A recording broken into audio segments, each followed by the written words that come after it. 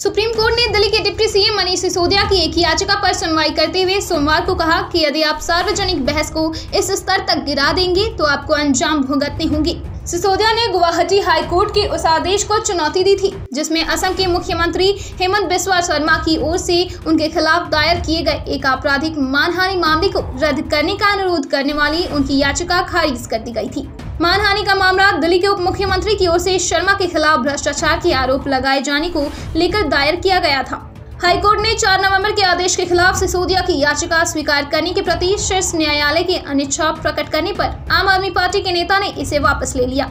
शर्मा ने कोविड-19 महामारी की पहली लहर के दौरान राष्ट्रीय स्वास्थ्य मिशन प्राधिकारों को बाजार दर से अधिक पर पीपीई किट की आपूर्ति करने के सिलसिले में अपने खिलाफ भ्रष्टाचार के बेबुनियाद आरोप लगाने को लेकर शर्मा ने आपराधिक मानहानि का मामला दायर किया था। आप नेता ने दावा किया था कि शर्मा ने 2020 में राज्य का स्वास्थ्य मंत्री रहने के दौरान अपनी पत्नी की कंपनी को आपूर्ति के ऑर्डर दिए थे।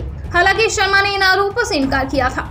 यह विषय सोमवार को जस्टिस एस.के. कौल और न्यायमूर्ति ए.एस. ओका की पीठ के समक्ष सुनवाई के लिए आया। सिसोदिया की ओर से पेश हुए वरिष्ठ अधिवक्ता अभिषेक मनु सिंघवी ने कहा कि आप नेता ने यह नहीं कहा था कि कोई पैसा लिया गया है। पीठ ने कहा, यदि आप सार्वजनिक बहस को इस स्तर तक गिरा देंगे तो आपको अंजाम भुगतने होंगे। न्यायालय ने कहा कि याचिकाकर्ता को पहले ही बेशर्त माफी मांग लेनी चाहिए थी।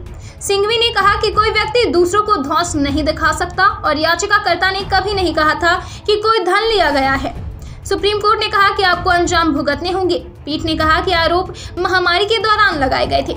उच्च न्यायालय ने शर्मा द्वारा दायर की गई शिकायत का संज्ञान लिया था जिसमें आरोप लगाया गया था कि इस साल 4 जून को सिसोदिया ने नई दिल्ली में संवाददाता सम्मेलन में असम के मुख्यमंत्री पर भ्रष्टाचार में संलिप्त होने का आरोप लगाते हुए उनके खिलाफ एक मानहानिकारक बयान दिया।